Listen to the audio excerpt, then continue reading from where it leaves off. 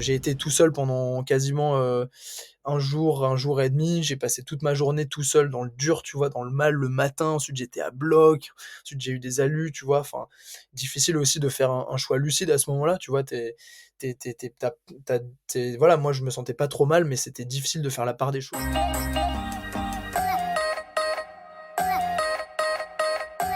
Bonjour, je suis Alexandre et bienvenue dans le podcast Les Joies du Sport, le podcast qui vous permet de suivre une aventure avant même qu'elle ne commence. Dans ce format, des invités viendront te présenter leurs futurs projets sportifs, que ce soit une course avec dossard ou bien un projet off, et cela à 2 reprises. Mais pourquoi 2 interventions sur un même sujet? C'est peut-être la question que tu te poses. Sache que ces 2 épisodes te permettront une immersion totale dans le projet. Lors du premier épisode, enregistré avant l'événement, ce sera l'occasion de découvrir notre invité et d'en apprendre plus sur le défi qui l'attend et comment il s'y est préparé. Nous découvrirons également comment il intègre son entraînement dans sa vie personnelle et professionnelle. Nous discuterons de ses sensations à l'approche de l'événement ainsi que ses attentes sur ce défi. Et si tu écoutes cet épisode dans les premiers jours de sa sortie, cela te permettra de suivre l'aventure en direct via les informations qui te seront données par l'invité ou via le compte Instagram du podcast, @lesjoiesdusport.podcast. Lors du second épisode, qui sera enregistré après l'événement, que le projet soit couronné de succès ou parsemé de difficultés, l'invité te partagera son expérience lors d'un débriefing complet et nous analyserons la différence entre les attentes et les résultats obtenus. Et ce sera également l'opportunité de connaître ses futurs projets. Maintenant que tu connais le concept, je te laisse avec l'invité du jour. Aujourd'hui, je reçois Jules Musat, qui est déjà venu sur le podcast lors de l'épisode 10, que je vous invite à écouter, dans lequel nous a parlé de sa préparation pour la Desertus Bicus 2023. Et si aujourd'hui il est de retour sur le podcast, c'est pour nous parler de cette course, mais ne perdons pas de temps, allons tout de suite à la rencontre de Jules. Salut Jules, comment tu vas ? Je suis là et je vais bien, mon cher Alexandre, les joies du sport et les joyeux sportifs. Écoutez, je suis bien content de vous retrouver et ça va, écoute, ça va, j'ai réatterri sur terre. Bah écoute, ça fait plaisir en tout cas de te recevoir à nouveau sur le podcast pour que tu nous racontes un petit peu tout ça. Et avant de commencer, est-ce que tu peux nous rappeler un tout petit peu le concept de la course et l'objectif que tu avais sur celle-ci? Pas de souci, écoute, toujours en direct, de ma chambre, si. Alors, oui, la Desertus Bicus, quelle course? C'est une course d'ultra distance, de longue distance, de voilà, cyclisme d'endurance. Le concept, c'est de, parcourir, 1 400 kilomètres entre Hasparren au Pays basque français et Setúbal, donc dans le sud de Lisbonne, au Portugal, donc en traversant les zones désertiques espagnoles, un petit peu la diagonale du vide espagnole, donc des points de passage obligatoires, des checkpoints euh, entre lesquels le tracé est libre. Une course où les concurrents choisissent stratégiquement de passer par tel ou tel endroit et où les participants sont aussi autosuffisants sans assistance, donc ne peuvent pas être assistés par qui que ce soit.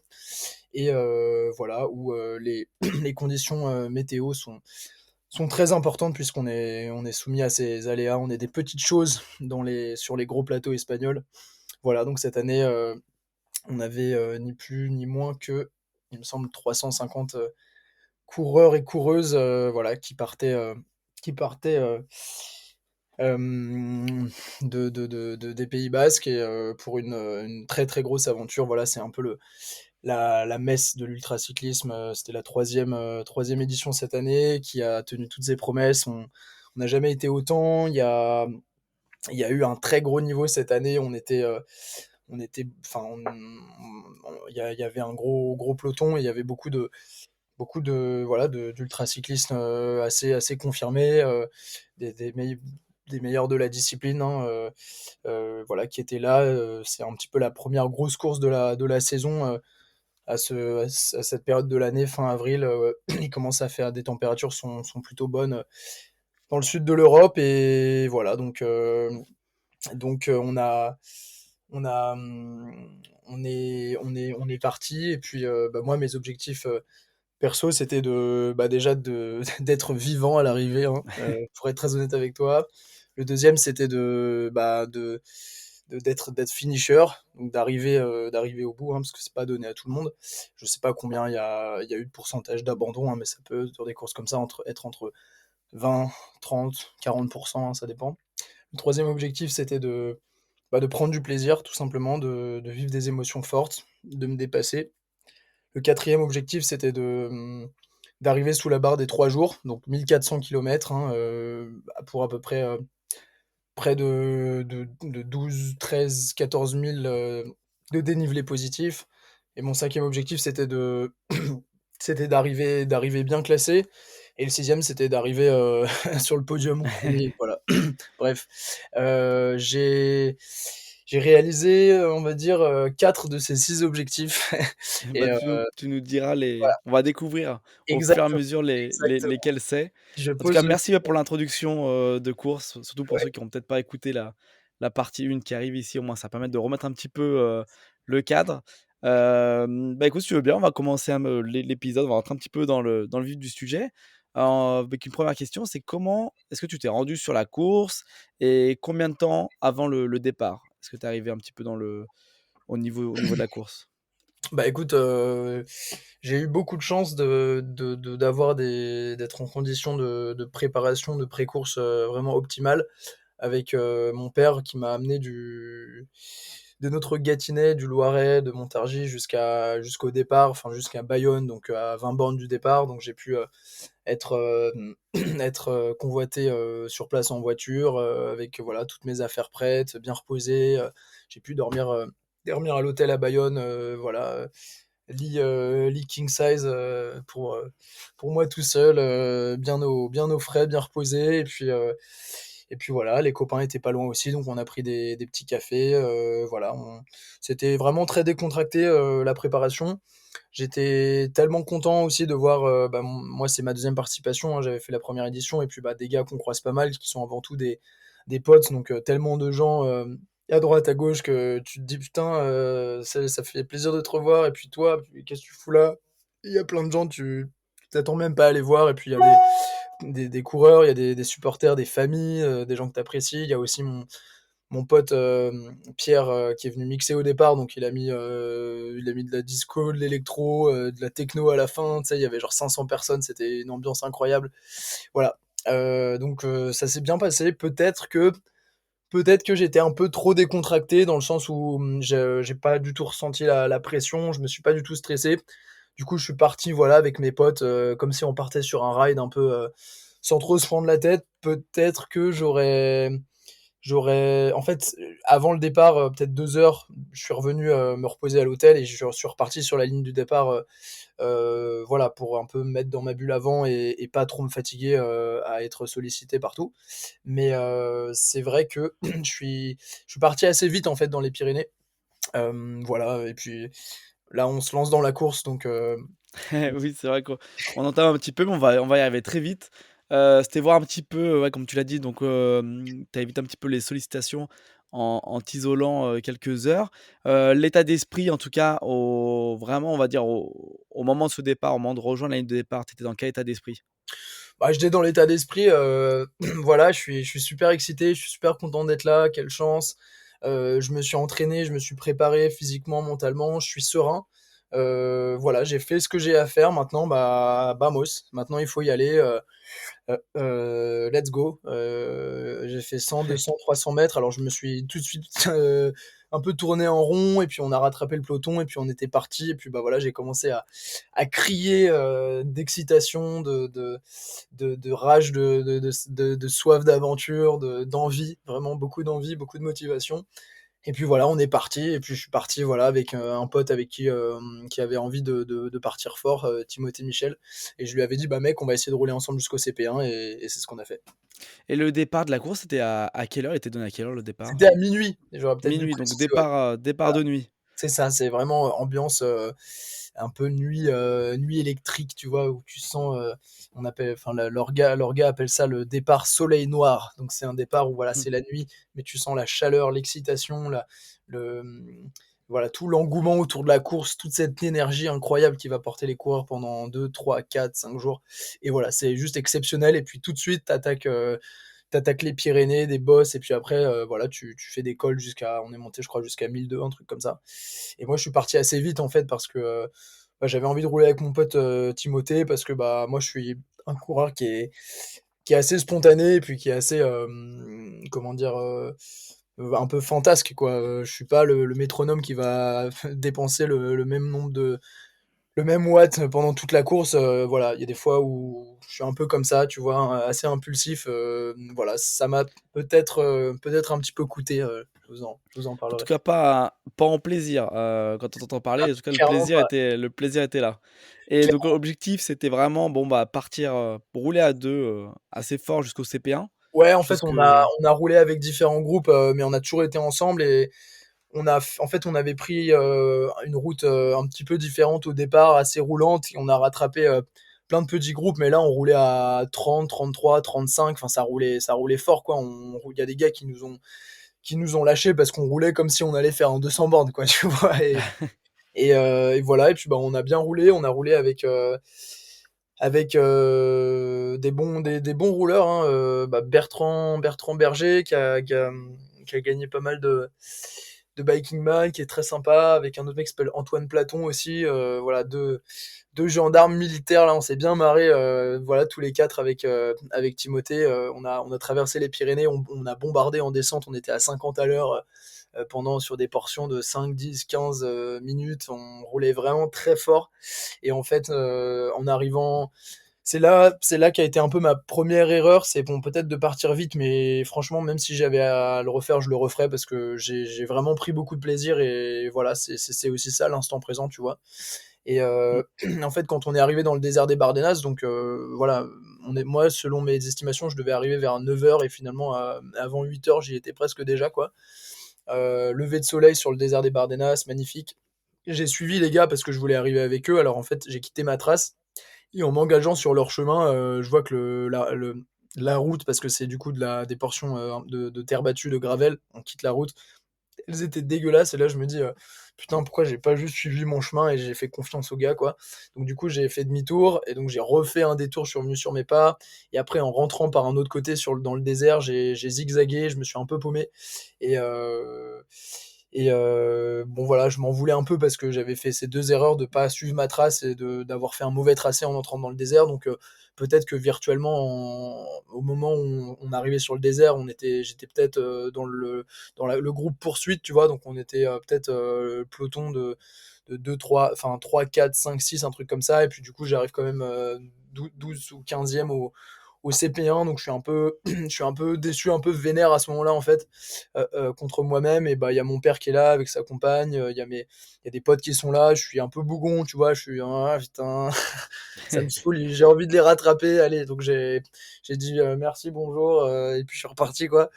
Et là, bah là, c'était vraiment parti voilà, on entrait vraiment dans la première journée, et mon idée était de rattraper le groupe de tête, donc je roulais. Et en fait, bah, je pensais que je roulais pas trop mal, et là, je me fais doubler par un gars qui s'appelle Florent Dumas, qui est un super gars qui roule très bien, qui est arrivé quatrième d'ailleurs, que je salue au passage, avec qui on a roulé pendant 3-4 heures à un bon rythme sur le plat. J'ai pas pris beaucoup de relais, je m'en excuse, hein, Florent, mais j'étais pas au top à ce moment-là, parce qu'en fait, j'avais tout simplement puisé, enfin, je l'avais pas ressenti sur le moment, mais je m'étais quand même bien donné le matin. Donc j'avais une sorte de fatigue un petit peu musculaire. Donc à un moment, en début d'après-midi, bah voilà, il est parti tout seul, j'ai pas pu le suivre. J'étais un petit peu dégoûté, je pensais pas que ça pourrait m'arriver, mais j'ai accepté. Et puis voilà, j'ai mis de la musique dans les oreilles, j'ai écouté. Il faisait chaud, hein, il faisait 30 degrés facile, il fallait boire, il fallait garder le moral, il fallait rester frais. On était en fait, on montait sur le deuxième plateau. Voilà, donc j'ai mis les musiques de films de Miyazaki, là, des musiques japonaises, et voilà, j'étais dans mon monde, donc j'étais dans un nouveau mood où voilà, il fallait penser à autre chose et avancer. Et voilà, donc bon an, mal an, j'ai continué ma route jusqu'à Molina de Aragon, et puis après jusqu'à Villanueva de Alcaron, qui était en fait l'endroit où j'avais prévu de dormir, donc à peu près après 500 bornes. Donc 500 bornes, il était peut-être 21h, 22h quand je suis arrivé, donc en 21, 22h, c'était quand même pas Mm. mal. Euh, voilà, donc là j'ai dormi là-dedans avec un pote, avec le copain Thibaut Langlette, très bon pote, avec qui j'étais très content de finir cette première journée. Et voilà, donc on a dormi avec le copain Paul Dufresne. On a dormi. Alors moi, j'ai fait encore une erreur, c'est que je voulais dormir 3 heures. En fait, j'ai dormi 4 heures. J'ai mal réglé mon réveil. Ah, Donc en repartant, en fait, au moment où ils ouvrent la porte, je me dis ah bah cool, les copains me réveillent très bien. Et en fait, ils sont habillés en cycliste et ils me disent bah on y va mec, tu t'es pas réveillé. Je me dis ah putain merde. Donc voilà, j'ai dû vite me préparer. Donc en 3 quarts d'heure, j'étais sur pattes, j'étais sorti. Bon, je sais pas si, in fine, finalement que j'ai dormi un peu plus, c'est peut-être pas une mauvaise chose parce que j'ai rattrapé les gars en fin de journée, mais voilà, c'est quand même une petite faute. Après, voilà, j'étais sur les plateaux montagnards, là, on était sur l'Alto Tajo, donc on était à 1002, 1003, 1000 mètres. Il était peut-être 5 heures du mat, il faisait très froid, il faisait 0 degré. Heureusement que j'étais bien couvert, mais il y a des gars que j'ai croisés à ce moment-là où j'étais peut-être, je sais pas, 25e, j'avais perdu pas mal de place, qui me disent ils sont repartis. En fait, il a tellement fait froid que leur corps s'est anesthésié et en fait le sommeil les a regagnés alors qu'ils venaient de dormir, tu vois. Le froid en fait les a cueillis, quoi, les a vraiment endormis. Et voilà, donc là, tu as juste envie que le soleil se lève. Donc voilà, tu descends dans la vallée. On check un CP avec un gars aussi très cool qui s'appelle Clément, du Fast Club. On a roulé ensemble un petit peu. Ensuite, on a pris des routes différentes. Et puis, j'ai. Bon, je déballe la course, hein, si tu veux me ouais, ouais, couper. ouais. Non, mais j'écoute attentivement. Je suis Euh, embarqué avec toi là. Yes, et puis bah voilà, après ce CP-là, en gros, t'arrives à peu près. Donc la veille, on était passé pas très loin de Saragosse, pour vous situer un peu. Là, on prend la direction de Madrid, donc on est vraiment en plein dans la diagonale du bide espagnol. Moi, donc là, en gros, pendant presque 200 bornes, en fait, tu vas croiser quasiment aucun village. C'est le dimanche, donc très peu de commerces sont ouverts. Heureusement, la veille, donc j'avais dormi dans une petite auberge en fait. La tenancière m'avait donné du pain, du fromage, du jambon, donc j'avais fait des stocks. Euh, et j'avais mis ça dans un sac un peu. Voilà, si tu vois des photos de moi en train de faire du vélo, j'ai genre des poches de partout, des sacs qui traînent. Enfin, c'est vraiment une Oui, caravane, quoi, tu vois. j'ai vu passer une photo, il y a une canette de Red Bull dans la poche du cuissard. Ouais, c'est ça. Je m'embête pas trop. Je mets tous les trucs où ça peut tenir un peu dans le t-shirt. Je mets des trucs parfois. Enfin, bref. Et donc, du coup, 200 bornes dans le sud de Madrid en direction de Tolède, pour être plus précis, donc entre deux CP. Là, j'ai rattrapé pas mal de places. J'étais peut-être à la, je sais pas, 20e place. Je suis remonté jusqu'à la 10e place. Je me suis quasiment pas arrêté.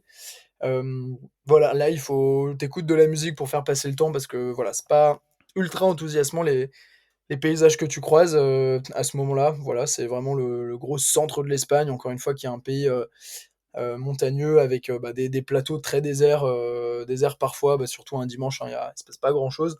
Là, j'ai refait une connerie encore. J'avais fait une mauvaise trace, donc en fait, non, j'avais pas fait une mauvaise trace, mais j'ai pas regardé ma trace à un moment et j'ai continué genre 5 bornes tout droit et je me suis dit putain merde, j'aurais dû tourner à droite. Donc voilà, tu perds entre 5 et 10 bornes, donc tu prends 20, 30 minutes dans la vue comme ça et tu te dis putain mec. Bref, voilà. Pas évident, donc après t'as plus de nourriture, donc tu t'arrêtes dans une station-service pour refaire le plein. Là, je me dis bon bah voilà, là je remonte quand même bien. Je suis arrivé, euh, je suis arrivé à un CP magnifique dans le. Alors je crois que ça s'appelle les Barrancas, un truc comme ça. En fait, c'est une grosse formation géologique où t'as des incurvations dans la roche désertique, c'est exceptionnel. Donc voilà, très content de voir ceux de CP. Bah, je pensais qu'il allait y avoir des copains qui allaient être là. En fait, il y avait personne. Je me disais que l'orga ou bien mon pote Noé qui est dans l'orga allait être là. Et en fait, bah, je vois personne alors que bah, je m'étais donné pour quelqu'un au CP. Tu vois, tu te dis, ah, j'ai envie de voir des humains, j'ai roulé un peu tout seul toute la journée. Et non. Donc voilà, tu repars et bah, moi, voilà, toujours, dans le même état d'esprit, où j'ai envie de rattraper un peu doucement mais sûrement devant. Je suis bien motivé Parce que là, on est à et peu près, milieu de course à peu près là, à ce ouais, c'est moment-là? ça, exactement, c'est tout à fait ça, milieu de course. Là, je reçois pas mal de messages, de la famille, des copains qui me disent: «Ouais, c'est super, fais-toi plaisir, éclate-toi». Enfin, on avait encore une fois une météo qui était parfaite, hein, peut-être un poil chaude, surtout les organismes sont pas habitués, tu sais, ça fait, 2 mois qu'il pleut en France. Tu arrives en Espagne, tu te prends un 30-35 degrés, tu bien cuit. D'ailleurs, j'ai des traces des coups de soleil de ouf. Bref, donc voilà, je suis dans une bonne forme et là, je me dis: «OK, bah, Julo, prépare-toi là, tu vas monter sur un nouveau plateau». Donc en fait, en gros, chaque jour, on montait sur un plateau et on descendait dans des vallées, enfin, dans des grandes plaines, quoi et on remontait et là, je me disais: «OK, bon, bah, cette nuit, tu vas tenter, voilà, c'est la nuit du chasseur, tu vas rouler et tu vas rattraper des gars et ça va te motiver et tu vas tout donner, voilà, tout donner». Et là, en gros, bah, voilà, du coup, je suis dans ce mood-là. Je continue et là, donc on monte sur le plateau. Je suis bien. On arrive en fait dans la zone qui s'appelle la Sibéria. La Sibéria, voilà, c'est un plateau montagnard espagnol, voilà, dans le sud-ouest et voilà, là, j'écoute de la grosse techno, mentale parce que, voilà, il est genre, 2-3 heures du mat, là, je prends, j'ai du guarana, donc c'est des graines naturelles, c'est bien, bien moussantes. Je me dis: «Bon, bah, vas-y mec, allez, c'est maintenant». Je me sens vraiment bien. J'ai bien mangé, j'ai bien bu et cetera, et là, j'arrive dans un bled et assez sympa, tu vois? Un peu rustique et là, je tombe sur un âne qui est en train de genre, près comme si tu croises un cheval au plein milieu de je sais pas, d'Annecy, tu vois? Tu te dis: «What the Mmh. fuck?» Enfin, c'était presque ça, j'étais dans une petite ville, tu vois? Et je croise un âne comme ça qui est au trot et je me dis: «Mais il veut quoi lui?» et tout, tu sais? Genre, je suis un peu choqué, je me dis: «Attends, je suis déjà en train de faire une hallucination Ouais, là». c'est Bref, voilà, donc c'était assez drôle. Je continue à rouler, là, je me dis: «Vas-y mec, c'est vraiment, allez, c'est tonight is the night», tu vois? Et voilà, donc j'arrive, au CP 5 ou 6, je crois, Sancti Spiritus.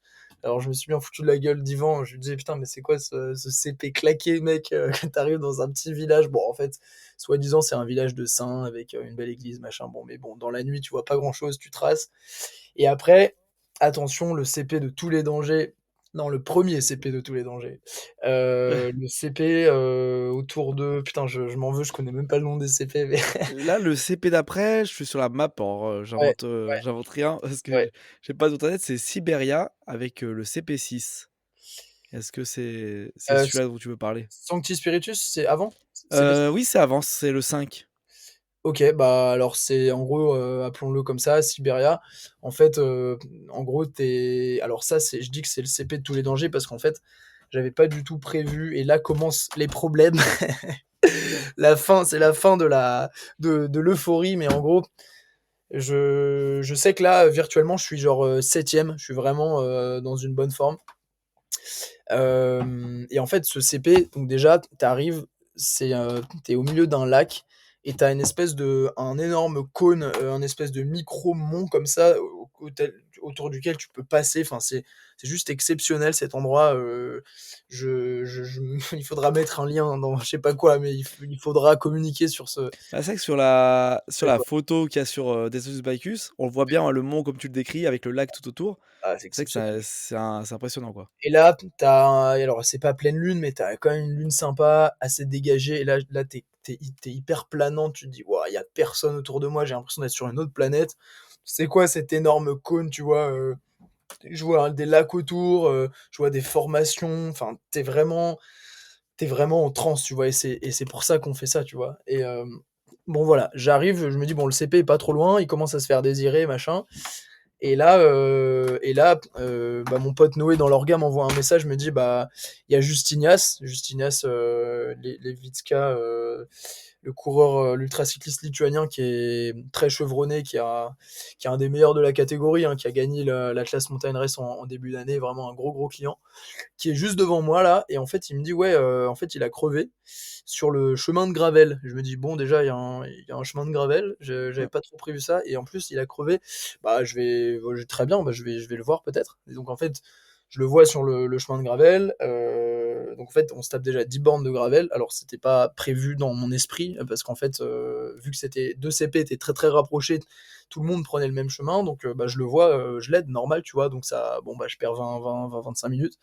Je sors ma chambre à air, je l'essaie de l'aider, et puis bah, en fait, la chambre à air est pas adaptée parce il a besoin de valves longues parce qu'il a des pneus profilés, donc bon, bah tant pis, merci de m'avoir aidé, mec, ciao et tout. Il voulait me donner un truc pour l'avoir remercié de l'aider, et puis il me faisait pitié, tu sais, il était comme un verre avec son sac de couchage au milieu de la route, comme ça, en fait, il avait fait un barrage sur la route pour que arrêter les cyclistes qui passeraient, pour que Mm. quelqu'un lui trouve en fait une chambre à air qui soit conforme à la sienne, quoi. Donc en gros il laissait pas le choix aux cyclistes de s'arrêter, il somnolait, enfin c'était très ghetto, mais ce mec il a une grosse patate et une joie de vivre, donc il était content, tu vois, voilà, il me disait bon bah au moins j'admire les étoiles, et je disais bah écoute mec, kiffe ta vie, on se recroise plus tard. Voilà, donc là voilà, je m'étais arrêté, donc j'avais un peu redescendu en température et en tension. C'est un peu le piège, tu vois, c'est ah, t'es tout chaud, tout flamme, et là, un petit coup de mou déjà. Donc j'arrive au CP. Ensuite, là, je me dis, bon, bah voilà, tu vas continuer sur ta grosse night, là. De toute façon, voilà, je me sentais un peu, peut-être un peu trop. Je me suis peut-être vu un peu trop beau, mais voilà. Donc Red Bull, je te la prends. Ensuite je te prends de la caféine, du guarana, voilà, tout est bon. Et là, je repars, et là, tu te reprends 10 bandes de gravel sales. Et là, et qui montent parce que tu descendais au début et tu remontes. Et là, je me dis, ah ouais, putain, c'est chaud là, j'avais vraiment pas prévu ça. Bon, bah, tu roules. Toujours la techno dans les oreilles. Parce Et que là, ton vélo, il est vraiment équipé route, quoi, au niveau taille bah, de pneu. ouais, en fait, bah, déjà, je suis en pneu, hein. Il y a 2 ans, j'étais en boyau, donc c'est déjà mieux. Et bah, j'ai un vélo qui est relativement neuf, qui est en fait profilé un peu gravel. Genre, je sais plus quelle section j'ai sur mes pneus, mais ils sont assez épais. J'ai des pneus Roubaix, donc c'est des pneus qui sont assez adhérents, assez résistants, même s'ils ont un bon rendement. Donc enfin, voilà, ils étaient prévus pour des petites portions gravel, donc j'étais pas trop inquiet. Mais juste, en fait, c'est dur tu perds bah, 10 km, 10 km heure, et puis surtout, c'est beaucoup plus demandant, et puis bah, c'est vraiment fatigant. C'est difficile, et surtout quand tu l'as pas prévu, en fait. Et ce que j'avais pas non plus prévu, moi, je pensais que jusqu'au dernier CP avant l'arrivée, il me restait 200 bornes. Et en fait, pas du tout, il me restait 380 bornes. Et là, ça m'a mis un petit coup. Je me dis, ah ouais, mais là, je vais difficilement pouvoir faire 380 bornes d'une traite. En fait, moi, j'avais prévu de tout donner jusqu'au CP. Je pensais que dernier CP avant l'arrivée, je pensais vraiment qu'il restait 200 bornes. Donc là, difficile, tu vois, genre coup d'arrêt, grosse caféine, mais tu te dis, ok, il reste quand même 380 bornes. Tu commences un peu à te dire, ah, il fait peut-être devoir dormir. Et là, tu commences à être un peu fatigué. Et là, tu dis non, je vais pas dormir, je continue, je m'en bats les couilles. Et là, tu peux plus, mec. Et en fait, vers peut-être 5 heures du mat, je suis mais en littéralement une seconde, j'ai eu un coup d'arrêt, mais genre net. Et je me suis dit, ok, donc là, tu t'arrêtes. Bon, bah voilà, t'es sur une nationale un peu chelou là. Tu as un chemin qui part sur la droite, tu te mets là-bas, tu sors tes couvertures de survie, t'essayes de dormir. Donc, bon, voilà, là, c'était vraiment. Très crapuleux, donc j'étais en train d'essayer de dormir, mais vu que j'étais hyper stimulé, bah, j'ai pas eu un sommeil très quali, donc au bout d'une heure, même une petite heure, avec finalement un sommeil très peu réparateur, je suis reparti. J'ai écouté j'ai réécouté de la musique, je sais plus ce que j'écoutais à ce moment-là, genre peut-être du Radiohead ou un truc comme ça, enfin pour un peu me pulser, mais et puis lever de soleil, très bien. Et en fait, pendant genre 2 heures, 2 heures et demie, j'étais complètement rincé. Donc en fait, je roulais à 20 à l'heure, alors que il n'y avait pas de raison que je roule si peu fort. Mais là, c'était dur. Je me disais, ok, avance, avance, avance. Euh, ça va s'améliorer. Effectivement, quand le soleil se lève, ça va mieux. Et en fait, je me suis arrêté dans cette ville de Mérida, une ville, voilà, genre à 100 bornes de la frontière portugaise. Et là, je me suis dit, bah, il faut que tu manges parce que tu as besoin de manger, et surtout parce que tu as mangé de la merde depuis le début de la course, hein, parce qu'en fait, il n'y a aucun endroit où j'ai pu faire un ravitaillement propre, parce que, ben, pendant 2 jours, en fait, quand tu es dans des zones désertiques comme ça espagnoles, samedi, dimanche, il y a personne. Enfin, voilà, la nourriture espagnole, hein, c'était du snack, c'est des tapas, des trucs comme ça. Donc j'avais mangé du chorizo, des cacahuètes sèches, des trucs comme ça. J'avais jamais trouvé de fruits, j'avais jamais trouvé de trucs frais, etc. Donc là, je me dis, ok, Mérida, c'est une grosse ville, tu vois, je vais trouver un truc. Et donc du coup, je m'arrête dans un carrefour et là, je suis bon, ok, je prends de la burrata, je prends des avocats, je prends des fraises, première fraise de l'année, tiens. C'était pas très bonne, mais c'était quand même les meilleures fraises du monde. Ça a fait vraiment du bien au moral et ça, c'est une autre erreur que j'ai fait, c'est que j'avais avec sur moi des compotes naturelles, voilà, Fort Ultra d'ailleurs qui m'avait généreusement approvisionné avant la course. Mais voilà, j'avais pas anticipé ce point important, du fait d'avoir besoin de nourriture vraiment fraîche et la difficulté de m'en procurer, parce qu'il y en a qui vont noter, tu sais, genre, tous les supermarchés qui sont ouverts à quelle heure pour anticiper ça. Moi, j'étais un peu plus freestyle là-dessus, tu vois, parce que j'avais jamais vraiment eu ce problème. Et puis autre chose, pendant la nuit, je m'étais pas arrêté, donc je m'étais pas nettoyé, notamment lavé les dents. Et en fait, bah, ta bouche, elle brasse tellement de nourriture, elle est tellement active que, et bah, elle travaille. En fait, j'étais extrêmement irrité parce que je m'étais pas brossé les dents et j'avais des aphtes et j'avais des difficultés à boire, tu vois. Au début du Mmh. troisième jour, je pouvais manger, ça me faisait mal, boire, c'était aussi désagréable. Donc, tu vois, c'est pour te dire à quel point est-ce qu'il faut. Voilà. Donc, les amis, pensez à vous brosser les dents quand vous faites de l'ultra et quand vous mangez beaucoup, en fait, de manière générale, parce qu'après, et bah, ça travaille et ça fait mal. Donc voilà, je suis à Mérida et là, donc je repars. Et puis, vu que j'étais sorti de ma trace pour aller à Mérida, j'ai dû faire des zigzags, enfin le GPS me fait faire des zigzags pour rattraper ma route, donc je commence à me perdre, à descendre dans la ville, à remonter, des sens interdits. Ensuite, je dois prendre une route qui est barrée, du coup, je dois revenir sur mes pas. Enfin, je deviens fou, quoi. Je me dis: «Putain, ça y est, je suis sorti de cette putain de ville». Et donc j'ai perdu presque une demi-heure au passage, enfin plus une pause de presque 30 minutes. Bon voilà, j'en avais sûrement besoin, donc je repars. Là, je me dis, bon, bah voilà, genre, là, ça a été vraiment très très dur cette troisième matinée, oublie-la. A priori, voilà, je regarde un petit peu le tracker de temps en temps, je vois que, bon, voilà, je suis peut-être, je sais pas, 12-13e de la course. Je me dis, bon, bah, t'es quand même 12-13e sur 350, c'est quand même pas trop mal. Et puis surtout, bah, encore une fois, voilà, j'ai compris à ce moment-là que je pourrais pas atteindre mon objectif ultime qui était la première place ou le podium parce que les gars étaient trop loin devant, avaient trop bien roulé. Je me dis, bon, bah voilà, maintenant, j'ai fait un petit bilan avec moi-même. Je me suis dit, voilà, tu t'es quand même bien débrouillé, t'as fait le taf, t'as surtout pris du plaisir, même si c'était dur ce matin. Et puis bah, il te reste une grosse journée de vélo, tu vas arriver au Portugal, ça va être une ambiance différente, des paysages différents, tu vas sentir l'arrivée qui va t'aspirer, etc. Voilà, donc je me suis remotivé, ça n'a pas été facile, hein, je t'avoue. Tu te dis ça, tu dis, allez mec, t'attends un déclic un peu psychologique, allez, il faut. Et puis voilà, j'arrive au Portugal, je commence à me relancer, je me dis, cool, le Portugal, je vais passer près de Évora, là où je suis allé avec ma mère en vacances il y a 6 ans et ma sœur, c'était grave cool, tu sais, on était dans une poussada, machin. Bref, enfin voilà, tu t'accroches à tout ce qu'il y a de bon pour avancer. Et puis voilà, donc je m'arrête dans une station-service juste après la frontière, là, c'est un gros faux plat montant. On passe dans la ville d'Elvas, qui est magnifique, une ville classée au patrimoine UNESCO. Et après, je me dis, ok mec, là, pendant 3 heures jusqu'à Évora, en fait, le Portugal, c'est très traquenard parce que ça monte un petit peu, mais c'est que des montées, descentes, des up and down. Et ça, je t'avais dit, hein, dans la stratégie de Mmh. course, c'est le pire truc. Mais bon, au Portugal, tu peux pas trop y échapper, hein, c'est comme ça partout. Et donc, alors, il faut savoir que les Portugais, hein, j'aime beaucoup les Portugais, mais c'est des sacrés chauffards. Pourquoi? Parce qu'en Espagne, il y a plus de cyclistes, donc il y a une solidarité un peu civique, je dirais. Et puis surtout, le code de la route espagnol est beaucoup plus sévère avec le doublage de voitures, etc. Donc au Portugal, c'est royal pour faire du vélo. En Espagne, pardon, au Mmh. Portugal, c'est plus compliqué, des routes qui sont. Donc il fait très très chaud, là il fait peut-être 30, ressenti 35 degrés. Voilà, genre, c'était 16, 17, 18 heures, l'heure à laquelle les routes sont assez blindées. C'est des routes qui sont très roulantes, très rapides. Donc là, mec, je commence à me dire: «OK, je vais vraiment me mettre à bloc». Aussi parce que je sais qu'il y a des gars qui reviennent derrière un petit peu, bah, justement Justine elle se revient, il y a aussi, Thibaut Sambour, que j'avais croisé, qui est là, qui s'est bien relevé parce qu'on l'avait croisé le premier soir, il était dans le dur le copain, mais il s'est bien relancé.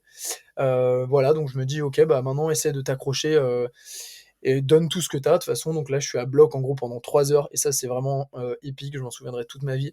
En fait, dans les descentes et les montées, donc peut-être que je sais pas en 2 heures, je fais, je sais pas, enfin peut-être qu'en 200 kilomètres, il y a peut-être plus de 2000 de D+, ou 2003, ça fait que monter et descendre. À chaque fois, tu vas monter, je sais pas, 150-200 de D+, et après tu vas redescendre et remonter. C'est que ça, donc tu es à fond en descente, en montée, tu es en danseuse, tu donnes tout ce que tu as. Et là, en fait, je me dis que si je donne un coup de genou dans mon guidon ou quoi, mais je pars à 10 mètres et genre complètement rayé de la carte, quoi. Je mesure le risque que je prends à ce moment-là et heureusement que je suis lucide. Pourtant, j'ai pas fait de sieste alors que j'ai mal dormi. Je me demande comment c'est possible. Et là, tu sais très bien, c'est l'adrénaline qui te maintient. Donc je donne tout. Et là, en fait, j'arrive à Évora. Je me dis, bon, je vais faire un break à Évora. Tu vois, ça va me faire du bien. Après, il reste 100 bornes jusqu'au CP. Donc j'ai bien roulé, il est peut-être 15-16 heures, et là je me dis, et là en fait en arrivant à Évora, je commence à tiens-toi bien, avoir une hallucination psychologique. Hallucination psychologique, ça m'était jamais arrivé. Alors, j'ai jamais eu d'hallucination visuelle, avant d'ailleurs. Tu sais, parfois il y a des cyclistes qui vont voir, Ah, c'est quoi d'ailleurs, oui, tu appelles, psychologique? Parce que c'est que visuel comme tu dis, c'est vrai que ouais, ouais, ouais. on interprète un je sais pas, il y a un tronc d'arbre avec une petite forme dessus, on pourrait croire que c'est un squelette ou autre, Ouais, mais c'est ça. psychologique, ça correspond à C'est ça, quoi? bah, hallucination visuelle, en gros, c'est ce que, la plupart des cyclistes ont. Donc effectivement, tu vois un panneau, qui te court après, ou tu vois Louis de Funès ou la reine d'Angleterre, derrière toi, tu vois? Ou bien Jean-Luc Mélenchon en hologramme. Et après, hallucination psychologique, bah, moi, je les appelle comme ça, en gros. Hem, bon, en ce moment, j'ai plus ou moins une nana et j'avais l'impression qu'elle était avec moi, tu vois? Mais je la voyais pas. En fait, j'ai l'impression qu'elle était à côté de moi, mais psychologiquement, j'avais ce ressenti, tu vois? Et pareil, à un moment aussi, je parlais à une pote, tu vois? Et je sais plus de quoi on parlait, mais je lui parlais comme si elle était là, tu vois? Et là, en fait, c'est chelou, tu vois? Tu parles, mais tu sais pas ce que tu dis, tu as aucun contrôle. Enfin, c'est un petit peu inquiétant, bon bref, en tout cas, c'est une expérience, ça c'est sûr. Là, je me dis: «Mec, là, tu es loin quand même». Bah, écoute, fais une petite pause à Évora, ça te fera pas de mal. Donc je vais dans un café, ils me voient arriver, ils me disent: «Vas-y, assieds-toi». Je leur dis: «Non, non, je veux pas m'asseoir, je suis un peu en mission». Donc là, je mange du porc, mariné, des frites, ça me fait du bien, encore une fois, de manger quelque chose de consistant. Je repars. Et là, je me dis: «OK, il reste 100 bornes au dernier CP, vas-y, cool». Et en fait, on est dans la région de l'Alentejo, l'Alentejo, magnifique. Magnifique parce que, bah, c'est une belle région déjà, et surtout à cette période de l'année, donc là, il faisait beau, chaud, et surtout très vert, très gras. Il a beaucoup plu au Portugal ces derniers temps, comme, partout en Europe. Hem Et en fait, bah, le pays s'est recouvert de pelouse, de mousse, d'arbres, qui commencent à fleurir. Enfin, c'est vraiment magnifique parce que le Portugal, comme l'Espagne, hein, normalement, c'est très, très sec, tu vois? Tout est jaune. Et là, en fait, t'as l'impression d'être, je sais pas mec, comme si tu dans la savane, ou dans enfin, dans un espèce de monde idéal. Tout est hyper bucolique autour de toi. Déjà, c'est le golden hour, donc bah, tu un super coucher de soleil, et tu vois des paysages pittoresques, tu vois des familles, qui sont en train de jouer, qui rigolent, tu vois des animaux. Enfin, c'est juste tellement incroyable. Enfin, ça, plus l'effet de l'endorphine, tu te dis: «Putain, mais c'est pour ça que je suis là», tu vois? C'est un petit peu comme la veille avant que je me tape, les portions dégueulasses de Gravel et que je commence à rentrer dans une spirale infernale. Là, j'étais trop bien et je me dis: «Mais ça y est mec, enfin, je suis là, tu dans un sentiment de plénitude», tu vois? C'est exactement ce que tu viens chercher, et là, je sais que j'ai déjà réussi ma course, en fait, parce que, bah, voilà, c'est un de mes objectifs, c'est de ressentir ce genre de choses, et des choses qui sont très, très rares, que j'avais ressenties quand j'avais gagné la course à la Nomadiane l'année dernière, quand j'étais tout en haut des monts du Monténégro, du Dormitor, où je redescendais sur Podgorica pendant 50 km où je pédalais pas. Enfin, c'était exactement cet effet-là, tu vois, vraiment de transe un petit peu. Donc je roulais bien, mais je me suis pas monté le chou, hein. J'ai pédalé un peu moins fort quand même, mais je roulais bien. Et là, bah, je regarde un moment le tracker et je vois que finalement, bah, même en roulant pas à bloc, je suis pas trop loin quand même des mecs qui sont devant moi. Donc là, peut-être que virtuellement, je suis peut-être genre 9ème à ce moment-là. Et je vois que derrière, ils sont assez loin. Donc je me dis, bon, bah, ok, cool, bah, c'est bien, essaye d'assurer ça, quoi. Et donc je roule. Là, j'arrive pas trop loin. Je suis peut-être à une dizaine de 5-10 bornes du dernier CP, qui est donc pas loin de la mer, sur une plage. Et là, je recroise Justinias, qui m'était repassé devant pendant que j'étais à Évora. Il est avec Zélie aussi, qui est une coureuse qui est arrivée première femme, qui fait une course vraiment remarquable. Chapeau à elle. Je crois que c'était une de ses premières courses d'ultra d'ailleurs. Là, je les croise et ils m'expliquent qu'en fait, parce qu'en fait, il faut savoir que le dernier CP, il était donc sur la plage. Tu devais donc être sur une route, descendre pendant genre 5 bornes, remonter, et après, soit tu refaisais le tour pour repasser dans les terres et contourner un peu le sort de golf pour remonter par la droite à Setoubal, soit tu montais sur la presqu'île à gauche, tu prenais un ferry ou un catamaran, et ensuite tu arrivais à Setoubal. Et donc, Comment en l'é- ça, un catamaran? bah, parce qu'en fait, sur papier, tu avais un service de. C'est des services publics, hein, donc un service de ferry boat qui normalement OK. courait jusqu'à 22h. Et après 22h, jusqu'à genre, je sais pas, minuit, 1h du mat, t'avais sur papier des catamarans qui prenaient des gens et qui te faisaient traverser. Donc, c'était genre 15 minutes de traversée pour arriver à Setoubal. Donc, en gros, soit tu faisais le compte, enfin, c'est la logique, et ce que les gens, quand ils ont pu, ont fait, c'est qu'ils prenaient la presqu'île ensuite sur la gauche pour aller jusqu'à l'embarcadère, donc 40 bornes, et ensuite ils traversaient, c'était 15 minutes de bateau, et ils arrivaient à Setoubal, donc 40 km plus ferry, ou bien tu contournais et tu faisais 100 bornes. Et là, en fait, quand j'arrive en direction du CP, je vois Zélie et Justinès qui reviennent en fait sur leur page justement pour contourner et pour faire les 100 bornes et pour arriver à l'arrivée. Et là, je comprends qu'ils ont décidé de ne pas prendre un catamaran que moi j'avais spoté. Donc en fait, en gros, j'avais spoté ce catamaran qui était genre à 23h30, je crois. Je voulais vraiment le prendre bah, parce que enfin pour plein de raisons, mais en gros, j'ai dit à Zélie et Justinas, vous êtes sûr que vous voulez pas prendre le catamaran? Il y a un catamaran, hein, je sais pas si vous avez vu, etc. Et bah, je comprends qu'ils ont décidé de pas le prendre et qu'ils veulent continuer leur route, pas de souci. Et donc là, j'arrive, je, je quitte la route principale pour descendre sur le dernier CP. Je descends, je descends, je descends. Et là, je suis peut-être à peu près 1 km du CP. Et là, je croise Antoine Sambour, pardon, Thibaut Sambour, le copain donc, que j'avais croisé le premier soir quand il était un petit peu dans le mal, qui avait roulé aussi fort dans la journée et qui était mais complètement cramé. Mais genre, il avait vraiment perdu ses moyens, il était vraiment, vraiment dans le dur. Moi, j'étais pas trop mal en vrai. Et là, ça a été un gros, gros moment de la course. Je suis à peu près à 1 km du CP, j'estime. Et là, je croise donc Thibaut. Et là, en fait, il y avait le CP3 que j'avais validé au début du deuxième jour, là, après m'être réveillé en retard quand j'avais roulé avec le poteau Clément du Fast Club. En fait, j'avais checké le CP alors que j'étais peut-être à quelques centaines, 500 mètres du checkpoint, parce que j'avais croisé des accompagnants qui m'avaient dit: ah, mais t'inquiète, ici ça le bip, c'est bon. Donc je m'étais dit: ok, très bien, cool, bah, j'avais un peu discuté avec eux et j'étais reparti. Et là, je sais que je suis pas trop loin du CP, je croise Thibaut, il est trop dans le mal, c'est un mec pour qui j'ai toute ma sympathie, avec qui j'avais roulé, et là, hyper humainement, je me dis: bon, bah, mec, vas-y, on va choper le dernier ferry, enfin le catamaran en tout cas sur papier, on va l'avoir, il est dans 1h15, on peut l'avoir, c'est genre à 40 bornes, ça peut le faire. Et il me dit ouais, ok, très bien, bon bah on décide d'y aller ensemble, on se motive. Alors qu'à ce moment-là, il me faisait comprendre qu'il était sur le point de s'arrêter et de dormir, il était complet, il savait pas quoi faire, il se sentait pas de refaire 100 bornes, il était complètement fracassé.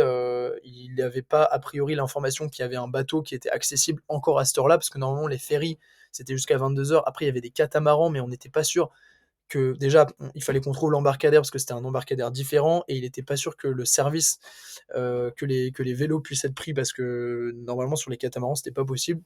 Donc en fait, on s'est motivés, on est partis ensemble et là, je reçois un message de mon pote Noé qui est dans l'orga qui me dit: «Mec, t'as pas validé le CP, il faut que tu le valides» et là, je lui dis: «Bah mec, là, je suis en route, on va batailler pour avoir ce ferry, ce bateau».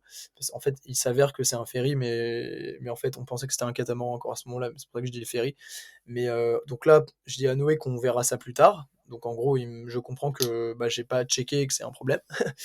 Donc on se donne tout. Là, voilà, je tire le copain Thibaut qui est dans le dur, mais qui a repris du poil de la bête. En arrivant à 5-10 bornes du ferry, je prends les initiatives. Je savais précisément où était le ferry parce que je l'avais bien mis sur ma trace. C'était un embarcadère qui était différent, j'avais bien anticipé ça. Et là, on arrive genre à même pas 30 secondes près du départ du ferry, alors qu'on était à bloc pendant 20 bornes. À la fin, on donnait tout ce qu'on avait, les routes étaient un peu dégueulasses, tu sais, c'est genre en fait, je sais pas si vous connaissez Quiberon, la presqu'île de Quiberon, c'est un peu le même délire. Tu sais, tu dans le Morbihan là, tu de Vannes, machin et là, t'es sur une seule route et des 2 côtés, t'as la mer et c'est un peu ça, tu vois? T'es tout seul sur une route, de droite et gauche, tu vois un peu la mer, des arbres et tout et des plages et c'était ouais, un finish qui était vraiment hyper haletant. Et là, en fait, on arrive dans le ferry et on est trop content. Genre, on se fait explosion de joie, on se fait un gros câlin et tout. Et on arrive et je suis trop content, tu vois. Putain, c'est une super belle arrivée parce que en fait, moi, ma hantise, bon, déjà, j'arrive en 3 jours, donc je remplis mon objectif. Et ma hantise, c'était de rester bloqué avant le ferry, de devoir attendre je sais pas combien de temps parce que soit il y avait un catamaran après et c'était pas sûr qu'il pouvait nous prendre parce que finalement, trop bizarre, c'était un ferry, c'était pas un catamaran, donc on n'a pas eu de problème pour mettre nos vélos, c'était un truc service normal, tu vois. Mais si j'étais resté à quai, bah, ça aurait été chaud. En fait, tu vois, c'est tout bas de l'autre côté, mais t'as 100 bornes à faire, ça te met un énorme coup. 100 bornes plus 40 bornes en plus, parce que tu dois refaire 40 Mmh. bornes de l'autre côté. Enfin, ça aurait été une fin horrible et ça aurait limite, enfin, gâché l'aventure. Et en fait, c'était ça le gros risque du ferry, c'est que ton arrivée et ta course dépendaient de cet aléa, du fait que, bah, tu étais pas sûr de l'avoir, pas sûr de pouvoir mettre ton vélo, pas sûr des horaires et cetera et en fait, j'en ai parlé avec tous les cyclistes, on trouvait que c'était assez vicieux donc bon voilà, après c'est l'esprit mal placé d'Yvan mais non, mais ça fait partie du croustillant de la Désertus et je remets pas du tout en cause ce choix de course, hein, mais juste, en fait, psychologiquement, c'est intenable et moi, franchement, quand je descends sur la route et que je suis pas loin du CP, je pense à 2 choses. Je me dis, déjà, bon, je veux croire que j'ai checké le CP. Ensuite, je croise Thibaut, qui est vraiment, dans un état difficile et c'est là où, bah, je décide de faire demi-tour pour, aller vraiment choper ce ferry et je décide vraiment de l'emmener. Pour moi, c'est vraiment fondamental et aussi parce que j'ai envie de terminer cette course avec quelqu'un, tu vois? J'ai envie j'ai été tout seul pendant quasiment, un jour et demi. J'ai passé toute ma journée tout seul dans le dur, tu vois? Dans le mal le matin, ensuite j'étais à bloc, ensuite j'ai eu des alus, tu vois? Enfin, difficile aussi de faire un choix lucide à ce moment-là, tu vois? Voilà, moi je me sentais pas trop mal, mais c'était difficile de faire la part des choses. Évidemment que j'aurais dû aller en bas de la route pour en avoir le cœur net, mais c'était voilà, j'étais pris un peu entre ces différentes influences et de toute façon, moi, à ce stade-là, ma course, comme je te dis, je l'ai déjà réussi. Mon aventure, voilà, elle est pas déterminée par je sais pas, par 100, 200, 500 mètres ou 1 kilomètre. Je veux juste avoir ce ferry pour arriver glorieusement et avoir une belle fin, tu vois, et d'autant plus avec quelqu'un. Donc j'arrive, voilà, donc t'expliquer un petit peu le contexte. Et en fait, bah, en arrivant, je croise Yvan qui me félicite, mon pote Noé, Victor, Bouscavet et bah, voilà, du coup, les gars me disent bien que j'ai pas checké le CP et bah, ils m'expliquent du coup que du coup, bah, c'est une faute, hein, logique et bah, je leur dis qu'il y a pas de souci, que tout de suite, j'ai pas du tout remis en cause, le fait que, bah, j'étais pas allé au bout je leur ai bien dit, voilà, hein, carte sur table, en toute transparence, oui, je sais que je suis pas allé au bout parce que, bah, exactement ce que je vous ai expliqué, quoi, très sincèrement et bah, du coup, ils m'expliquent que, bah, on verra demain, mais qu'a priori, je serais déclassé, bah, je leur dis: «Bon, bah, pas de souci, hein, j'assume totalement. De toute façon, bah, je savais qu'il y avait une chance que je l'ai pas et puis, bah, au pire, c'est pas grave, hein, pour moi parce qu'en gros, si j'arrivais enfin, c'était pas non plus, ça avait pas une grosse importance parce que moi, en gros, les classements qui m'intéressaient, c'était la première place, le podium, mais après, si tu veux, d'arriver, bon, là, je crois que à ce moment-là, j'étais peut-être septième à l'arrivée. D'arriver septième, dixième, vingtième ou être déclassé, franchement, c'est plus trop important pour moi à ce stade-là, tu vois? J'ai tellement, dans l'émotion et puis, avoir aussi ces objectifs qui ont été atteints et cetera donc, bon, évidemment que ça aurait été mieux que comme je te dis, j'aille au bout, je puisse checker ce CP pour le principe évidemment parce qu'aussi après, enfin moi je sais très bien que les gens ne doutent pas de ma bonne foi, savent très bien que je suis quelqu'un enfin je suis comme je suis, hein, assez fantasque, assez, extrêmement spontané et cetera et puis, bah, les gens comprennent qu'après, 2 jours quasiment sans dormir, c'est pas évident de faire des choix et de voilà et d'avoir la mesure des choses et puis, voilà donc, en gros, j'ai eu aucune crainte que les gens, bah, mettent ça sur le dos de la triche, comme quoi, j'ai chanté un CP pour arriver, mieux classé que les autres. Les gens je suis content que les gens aient pas compris ça. J'ai juste dû expliquer à deux trois personnes un petit peu, ce qu'il en était, parce que, bah, certaines personnes se posaient des questions et je peux comprendre. Mais voilà, je suis content en tout cas que les gens aient compris que voilà, j'ai les raisons un petit peu qui ont fait que j'ai été déclassé, que bah un petit peu ce qui s'est passé dans ma tête à ce moment-là. Et d'ailleurs, je rappelle que pendant la course, j'ai pas fait de parallèle, mais j'ai été suivi par, par une voiture de professionnels vidéastes d'ailleurs qui était conduit par la famille d'un concurrent de Laurent Garbolino. Donc tu avais sa femme, ses gosses, et tu avais deux caméramans de France TV Sport, donc qui faisait un petit reportage qui paraîtra sur France 2 dans la rubrique Tout le sport, je sais pas quand. En tout cas, qui était là pendant deux trois fois par jour, qui arrivait comme ça en deux trois minutes, un peu par surprise. Donc, et ce qui est bien, c'est qu'en fait, ils ont eu pas mal d'images aussi bah, justement de ces moments un peu critiques à la fin où déjà le matin où je suis dans le mal en fait bah, ils étaient là au moment où j'étais vraiment cramé à 20 à l'heure en arrivant à Mérida. Et ils étaient là aussi au moment où je décide de pas descendre au CP. Et bah, ce qui est bien, c'est que bah, ce que je te raconte, c'est exactement ce qui se passe aussi derrière la caméra, et c'est des choses qui vont pouvoir être retranscrites et qui vont permettre aux gens vraiment de comprendre la psychologie un peu de l'ultracyclisme et voilà ce qui amène à faire ces décisions un petit peu. Et c'est cool de pouvoir de pouvoir partager ces moments vraiment intenses et ces moments vraiment très très chargés émotionnellement et ces moments critiques. Et bah, ça me permettra aussi à ce que tout le monde comprenne ça autour de moi et que bah, les copains, la famille puissent comprendre vraiment ce qui s'est passé, les mettre dans le cœur de la course. C'est quelque chose que Tanguy, Tanguino va essayer de bien retranscrire, le camarade, voilà, réalisateur, producteur. Et ça sera intéressant d'avoir ces épisodes sur France TV Sport. Et puis aussi, il y aura un documentaire un petit peu plus long qui expliquera tout ça. Voilà, donc j'espère que je vous ai pas trop perdu, que ce que je vous ai raconté vous a permis de comprendre un petit peu bah, comment se passe ce genre de course, quelles sont les problématiques auxquelles on est confronté. Et puis bah voilà, En j'espère tout que ça. cas, merci, merci Jules, ouais, tu as été super, complet sur le récit de course. Puis Ouais, déjà félicitations aussi pour, avoir, bah, déjà terminé la course et puis rempli pas mal d'objectifs que ouais, tu t'étais fixés. Même si bon, tu les as pas tous cochés, mais bon, c'est pas toujours, toujours le cas. Mais, en tout cas, les et puis principaux, le plaisir et puis au niveau du temps que tu avais donné, exactement. Et puis tu as réussi à bah, rentrer dans ces cases-là, déjà, c'est déjà c'est une ça. Et chose puis, énorme. aussi, je voudrais dire une chose, c'est que j'en ai pas parlé, mais un énorme big up à toutes celles et ceux qui sont arrivés à l'arrivée, et notamment celles et ceux qui ont fait des temps incroyables, et puis notamment les vedettes de tête de course. Je pense à Mathieu Calia, à Maxime Prieur, à tous ces gars, Florent Dumas aussi, Florian Moreau, voilà, et puis Laurent Garbolino, Zélie, Justinias, et puis voilà, ces copains qui étaient devant moi et qui ont vraiment fait une course incroyable. Il faut tout simplement reconnaître que cette année, il y avait un très très gros niveau, beaucoup plus élevé que les deux premières éditions et que bah voilà, tout simplement des concurrents qui étaient très bons et qui étaient meilleurs et franchement qui ont fait la course parfaite. Moi j'ai fait trop d'erreurs, voilà, je vous en ai listé, mais j'ai fait 4-5 erreurs qui m'ont coûté cher et qui m'auraient sûrement permis d'accrocher la tête de course et de pouvoir éventuellement tenter un truc à la fin. J'ai pas su, mais voilà, en tout cas, encore une fois, physiquement et mentalement, je me suis bien senti. J'ai vraiment ressenti les choses que j'étais allé chercher. J'ai rempli mon objectif de temps.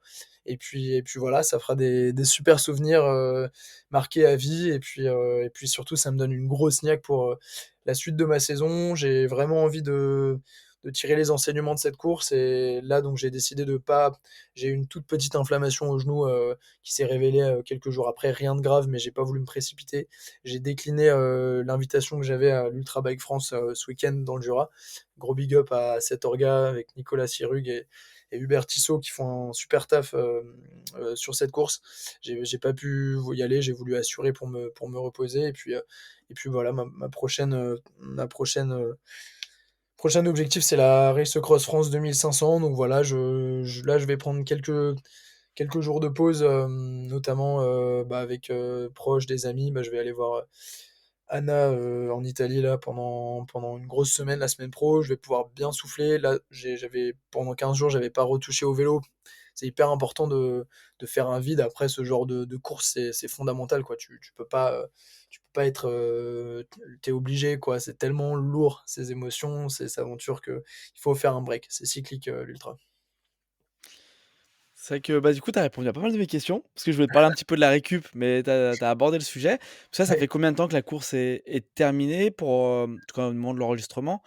Donner quelques chiffres et savoir un petit peu toi comment tu te sens là physiquement. Est-ce que tu as déjà bien, repris le vélo à quel, et à quel rythme? Ça fait je dirais, bah, ça fait 15 jours du coup, à peu près, ouais, c'est ça. Et j'ai pas, bah, déjà, j'ai passé 2-3 jours sur place. Ensuite, je suis rentré 2 jours. Ensuite, bah, j'ai passé le week-end, j'ai un peu soufflé et puis après, j'ai dû organiser avec, mon collectif Le Gâtinais Libre, les premières guinguettes de l'année au château de Sepoix. D'ailleurs, Yvan est venu. Ça m'a fait très plaisir avec son copain Mika Michel. Gros big up les gars.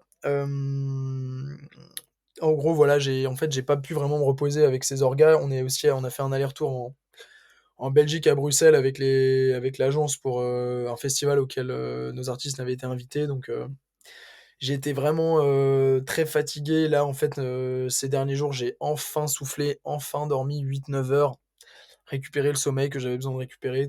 Et j'ai pu me repositionner sur bah, les dossiers, notamment Ultra. J'ai pu parler et dire les choses aux personnes avec qui j'avais besoin de parler et dire les choses, mes amis, mes proches, voilà, certaines personnes. Et puis fait un bilan avec moi-même sur cette course. Et puis voilà, avec mon préparateur physique qui m'a massé, Baptiste Conin, que je salue et je remercie encore une fois, qui est vraiment un super gars.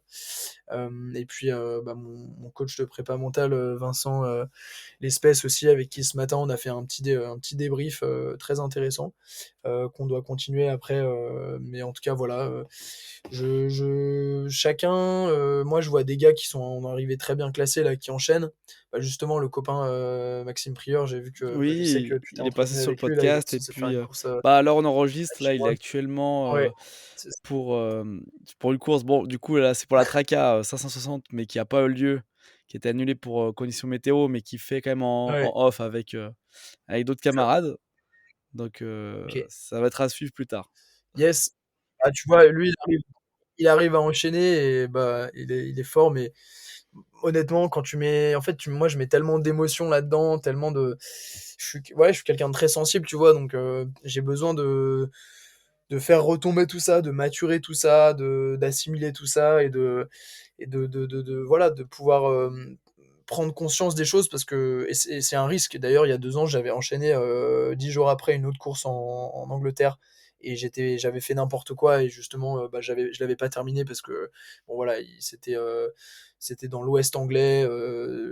En fait, c'était que des pétards. J'avais pas les bons développements, il pleuvait. Enfin, c'était horrible et je prenais pas du tout de plaisir. Et en fait, c'est ça le risque, c'est que, en fait, quand tu fais des courses ultra, il faut vraiment avoir la niaque, il faut avoir une motivation d'enfer, tu vois. C'est un peu l'état d'esprit dans lequel j'étais avant la course.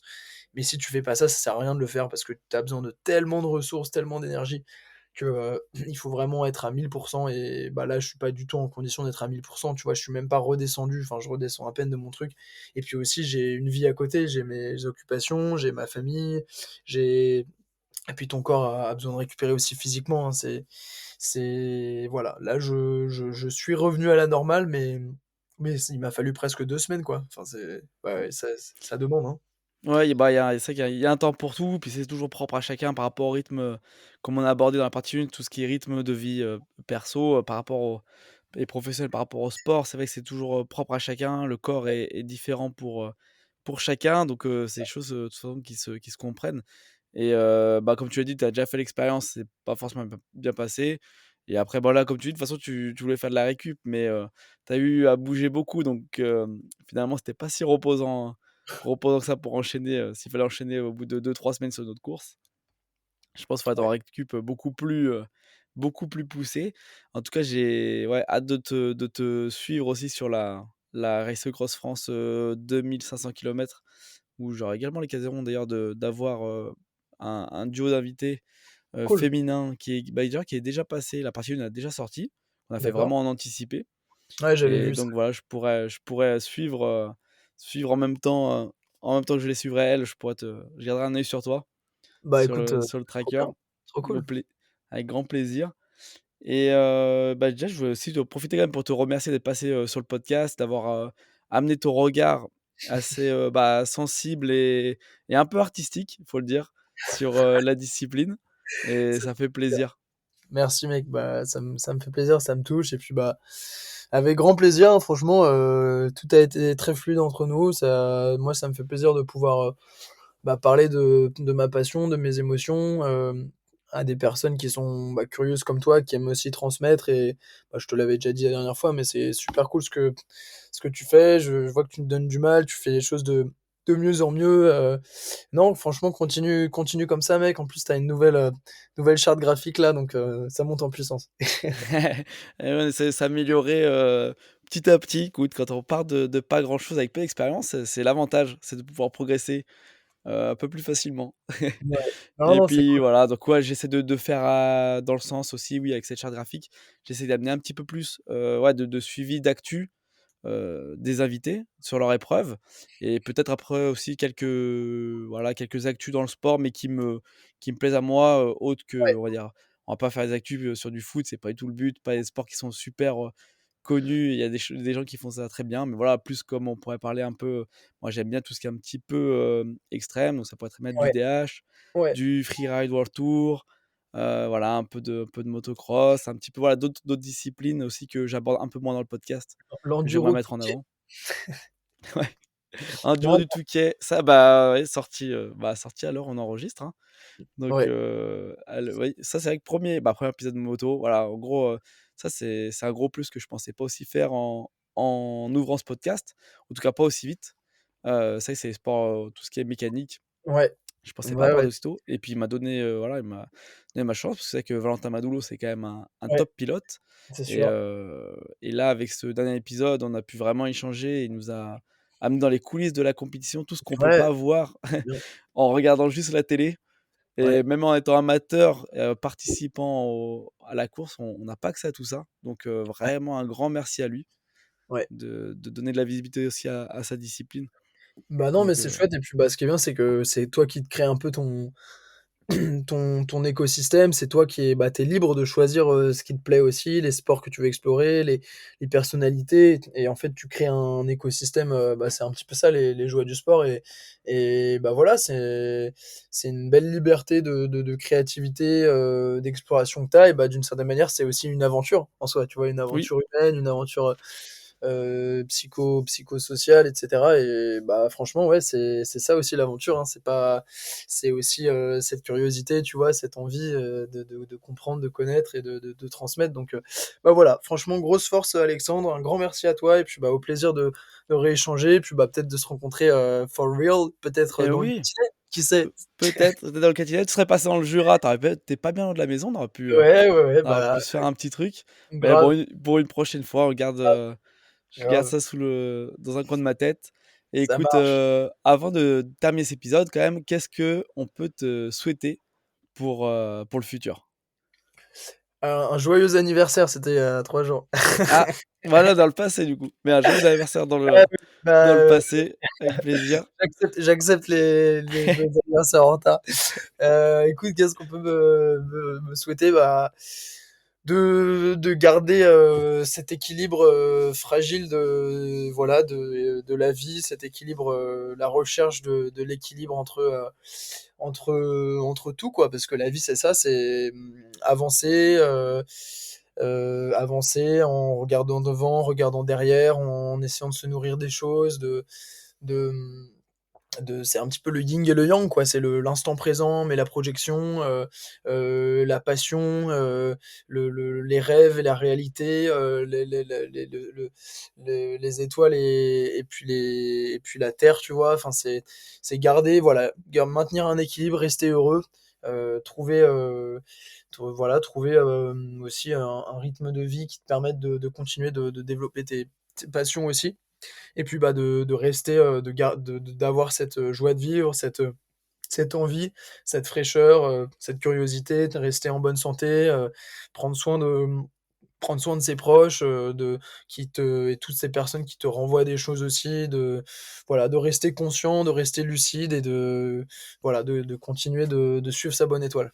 Et bah, c'est tout ce que je te souhaite. Et voilà, n'oubliez pas aussi de mettre en commentaire un joyeux anniversaire à Jules, vu qu'il les prend en retard, il y a pas de problème.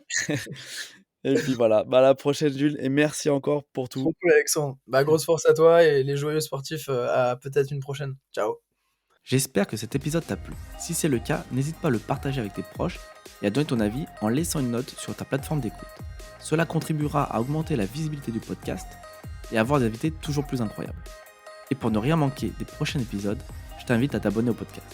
Et nous, on se retrouve très bientôt pour une nouvelle aventure.